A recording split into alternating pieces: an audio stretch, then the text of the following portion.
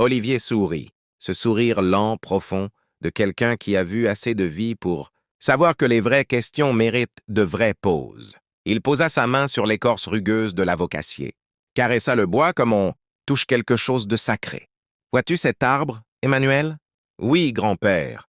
Il a été planté le matin de ma naissance par mes parents qui n'avaient rien. »« Rien? Tu entends ce mot? Pas de maison en dur, pas de compte en banque, pas de titre, pas de diplôme, pas de piston. Rien que leurs mains, leur amour et la certitude que planter quelque chose, même dans la pauvreté, même sans garantie, c'est déjà refuser que la pauvreté est le dernier mot. Un long silence. L'oiseau recommença à chanter. Ce que je n'ai jamais dit à personne, Emmanuel, c'est que je ne suis pas devenu millionnaire à cause de mes affaires. Je suis devenu millionnaire à cause de ces arbres. Parce que celui qui plante un arbre chaque année ne peut pas vivre sans vision. Et celui qui vit avec vision finit toujours par arriver quelque part. Emmanuel garda le silence un long moment. Puis il sortit discrètement un petit cahier qu'il portait toujours sur lui. Chapitre 1er. Agbegnegan, l'homme qui plantait des arbres avant le commencement. La philosophie d'un grand-père.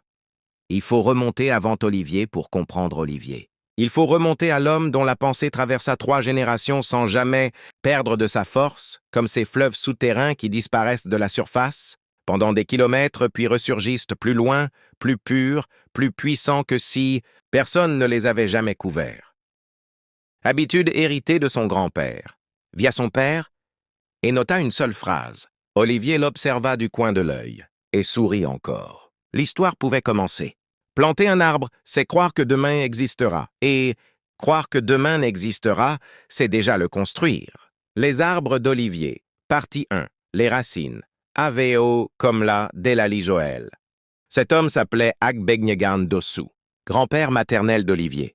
Paysan, agriculteur, analphabète, dans les langues des livres mais d'une sagesse que beaucoup de diplômés auraient échangé leur doctorat pour posséder. L'homme du petit matin, dans le village de Toviklin, dans la région des collines au cœur du Bénin, tout le monde connaissait Agbegnegan non pas pour sa richesse, il n'en avait pas au sens matériel du terme, mais pour cette chose mystérieuse et indéfinissable qu'on appelle la paix intérieure. Agbegnegan avait la paix des arbres, cette tranquillité profonde, enracinée, qui ne s'agite pas à chaque vent mais qui tient dans les tempêtes. Il se levait chaque nuit à 4 heures, pas à cause d'une insomnie, pas parce que la misère ne lui laissait pas dormir, par choix, par discipline.